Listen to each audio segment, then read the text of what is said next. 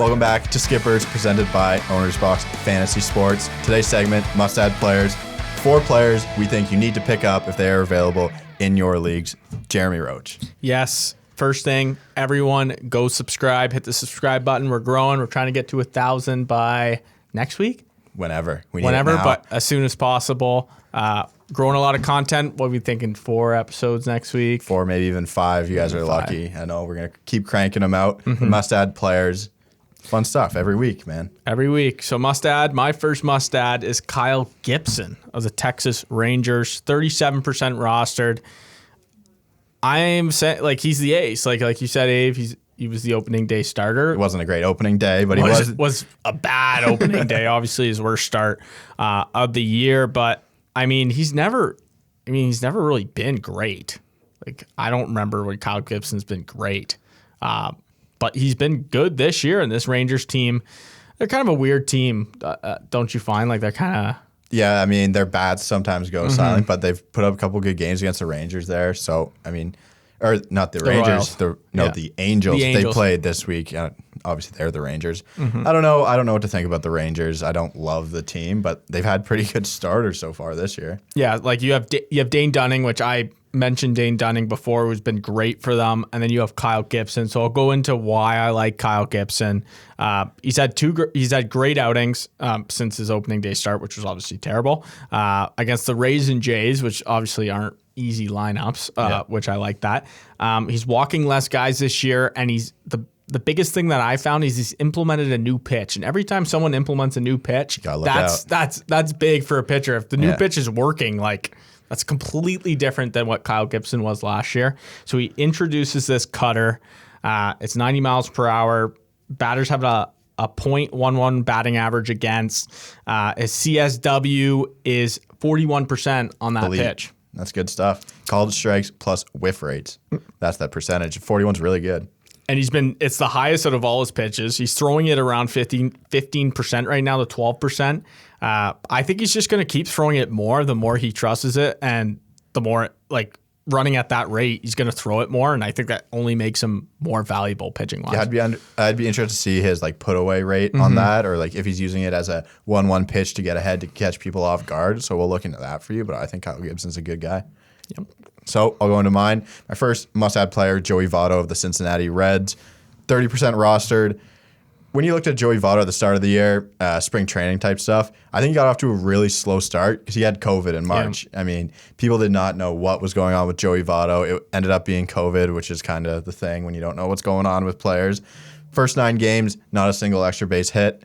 Since then, he has 8 extra base hits, 89th percentile or above in max exit velo, expected batting average, expected slugging percentage, and strikeout percentage. Been known as, like, a great batting average / walk player with his power, like, steadily declining. But recently, like, the power stuff seems to be coming back for Joey Votto earlier this year. The average is down to 232, which isn't great, but he hit the ball. His max exit velo has been 113 miles an hour, which has matched his max from his whole career. I mean, he looks really good. If he sticks with his advanced approach, he's a guy who's not swinging. He had that stat where he didn't pop up a ball on the infield for, like, an absurd amount of at-bats, an absurd amount of games. He is a very good approach hitter. If OBP leagues, he's going to walk. He's going to have a higher average. It's only 232 now. He's going to be a solid corner infielder for the rest of fantasy baseball season. And so far, he's 8th in the league for most hard hit batted balls, which is balls hit over 95 plus miles an hour with 27. I mean, he's hitting the ball hard this year. He's going to get on base. He's going to get base hits. The batting average will climb. He is a solid corner infielder. Yeah, like, smart player. Definitely love him on base percentage. Canadian too. I was going to mention that, which is just, obviously, we love the Canadians in the MLB. But no, like you said, he's smart. I mean, people think that age is regressing him, but he's 37 years old. He's going to do what he needs to do to get the runner home. He's smart. He gets on base a lot. He walks a shit ton. And I do like that. He's a smart hitter, and as long as he hits in that middle of the order in the Reds, I think he's he's valuable there. He's going to score those runs. Your second guy? My second guy is David Peralta, 24% rostered on the Diamondbacks. He's hitting 4 right now. This guy is a 290 hitter, just a career 290 hitter. He always hits 290 every year. You look at it, he's consistent to the max.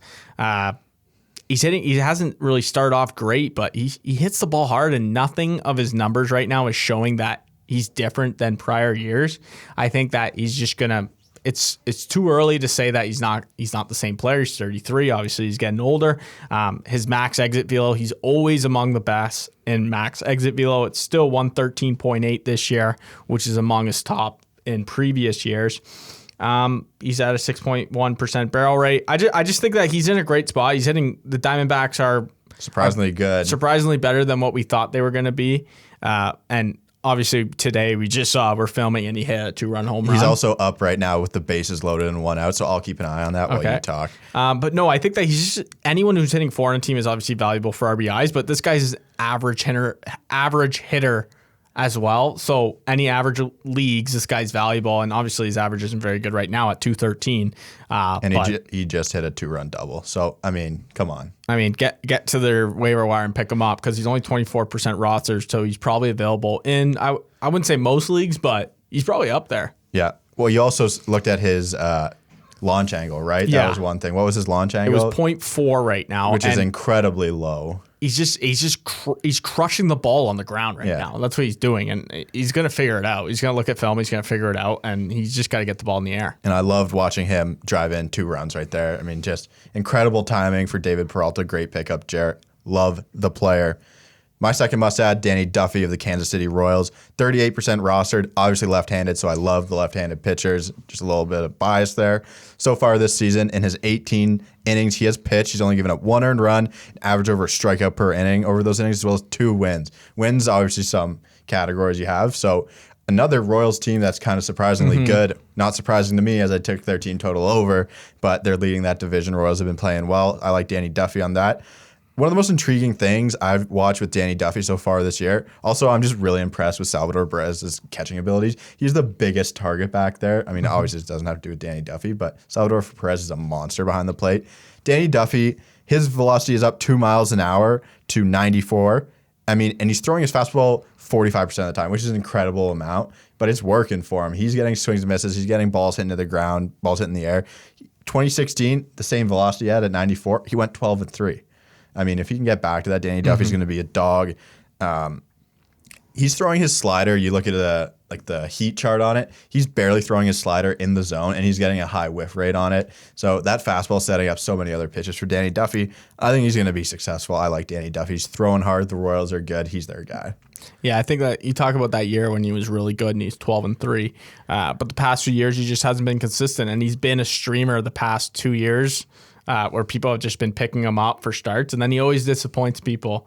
So it just depends if Danny Duffy, can he shove against the bad teams? Because that's mostly what people will be pitching him against good matchups. But can he take care of a team that's not that good? And that's what's going to make the difference. And I don't know. I mean, he's getting the Tigers a bunch in that division. So I don't know. I like Danny Duffy. I think he's not a guy. He's not an automatic start in your league. But he's a guy I think you need to have on your team if you can. I like that. Any notes from you, Jer? No, make sure you join the Discord. We're going to be chatting in there. Chat some fantasy baseball.